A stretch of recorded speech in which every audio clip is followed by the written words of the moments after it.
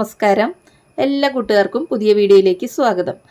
നമ്മുടെ അമ്മമാരൊക്കെ പണ്ട് തയ്യാറാക്കി തന്നിരുന്ന ചേമ്പിൻ താള് കൊണ്ടുള്ള കറിയാണ് കേട്ടോ ഇന്നത്തെ വീഡിയോ. കർക്കിടക മാസത്തിൽ കഴിക്കേണ്ട നല്ലൊരു ഹെൽത്തി ആയിട്ടുള്ള നാടൻ കറിയാണ്. ഇപ്പോൾ ഈ കർക്കിടക മാസത്തിൽ ചെടികൾക്കൊക്കെ പുതിയ തളിരിലകളൊക്കെ വരുന്ന സമയമാണ്. അതുകൊണ്ട് തന്നെ ഈ മാസത്തിൽ ഇലക്കറികളൊക്കെ ധാരാളം കഴിക്കുന്നത് ആരോഗ്യത്തിന് വളരെ നല്ലതാണ് കേട്ടോ. നാട്ടിൻപുറത്ത് പറമ്പിലൊക്കെ ഈ ചേമ്പ് ഇപ്പോൾ ധാരാളം ഉണ്ടാവും. ഇതിൻ്റെ പുതിയ തണ്ടെടുത്തിട്ടാവാട്ടോ നമ്മുടെ ഇന്നത്തെ കറി. ചേമ്പിൻ തണ്ടിൽ ധാരാളം ഫൈബറൊക്കെ ഉള്ളതുകൊണ്ട് ഷുഗർ ഉള്ളവർക്കും കൊളസ്ട്രോൾ ഉള്ളവർക്കൊക്കെ ഈ കറി വളരെ നല്ലതാണ്. നല്ല നാടൻ ഹെൽത്തി ആയിട്ടുള്ള ഒഴിച്ചുകറിയാണ്. അപ്പോൾ ഈ കറിയെക്കുറിച്ച് അറിയാത്തവരൊന്ന് ട്രൈ ചെയ്ത് നോക്കണം കേട്ടോ. പിന്നെ ഒരു കാര്യം പറയട്ടെ, നിങ്ങൾക്ക് ഈ വീഡിയോ ഇഷ്ടപ്പെടുകയാണെങ്കിൽ ലൈക്ക് ചെയ്യാനും ചാനലൊന്ന് സബ്സ്ക്രൈബ് ചെയ്ത് സപ്പോർട്ട് ചെയ്യാനും മറക്കരുത് കേട്ടോ. അപ്പോൾ നമുക്കിനി വേഗം തന്നെ ഈ നാടൻ ചേമ്പിൻ താള് കറി എങ്ങനെയാണ് തയ്യാറാക്കുന്നതെന്ന് കണ്ടു നോക്കാം. അതിനായിട്ട് ഞാനിവിടെ ഒരു 1/2 കപ്പ് തൂരപ്പരിപ്പ് ഒരു ബൗളിൽ കുതിരാനായിട്ട് വെച്ചിട്ടുണ്ട്. ഒരു 10 മിനിറ്റ് കുതിർന്നതിന് ശേഷം ഒരു കുക്കറിലേക്ക് ചേർത്ത് കൊടുക്കാം.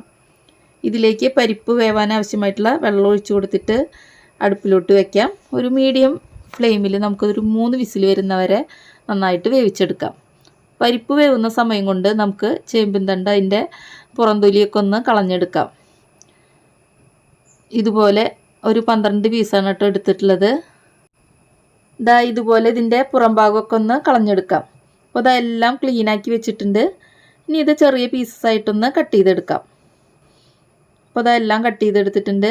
ഇനി ഇത് കുറച്ച് മഞ്ഞൾ വെള്ളത്തിൽ നന്നായിട്ടൊന്ന് കഴുകിയെടുക്കാം.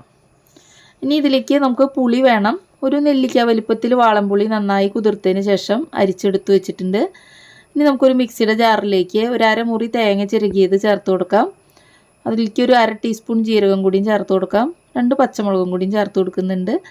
ഇനി ഒരു 1/4 കപ്പ് വെള്ളം ഒഴിച്ചിട്ട് നന്നായിട്ടൊന്ന് അരച്ചെടുക്കാം. അപ്പോൾ അത് അരപ്പ് ഇവിടെ റെഡി ആയിട്ടുണ്ട്. അപ്പോൾ നമ്മുടെ കറിക്ക് വേണ്ട എല്ലാ സാധനങ്ങളും റെഡി ആയിട്ടുണ്ട്. അപ്പോൾ നമ്മുടെ 3 വിസിൽ വന്നതിന് ശേഷം കുക്കർ ഓഫ് ചെയ്തിട്ടുണ്ടായിരുന്നു. അപ്പോൾ അത് നന്നായി തണുത്ത് വന്നിട്ടുണ്ട്. നമുക്കൊന്ന് തുറന്ന് നോക്കാം. കണ്ടോ, പരിപ്പൊക്കെ നന്നായി വെന്ത് വന്നിട്ടുണ്ട്.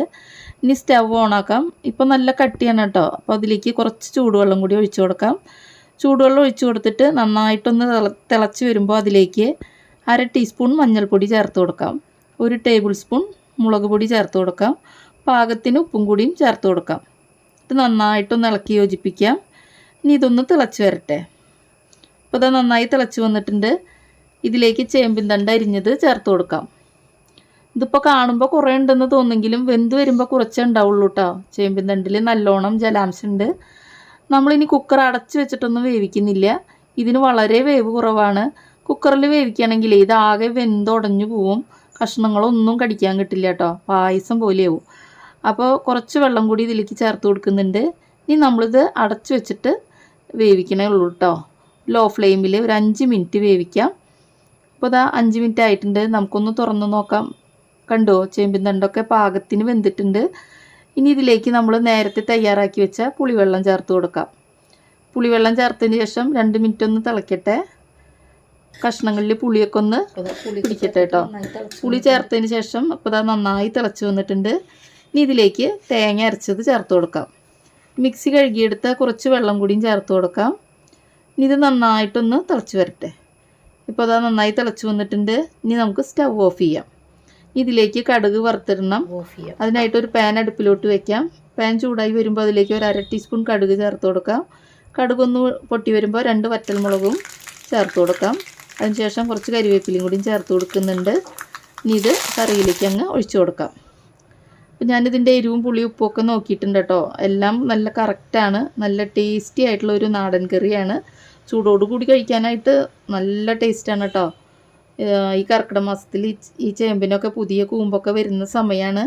അതുകൊണ്ട് തന്നെ ഇതുപോലുള്ള കറികളൊക്കെ കഴിക്കുന്നത് വളരെ ആരോഗ്യപ്രദമാണ്. നല്ല ടേസ്റ്റുമാണ് കേട്ടോ. പഴയ അമ്മമാരൊക്കെ സ്ഥിരം ഉണ്ടാക്കിയിരുന്ന ഒരു കറിയാണ്.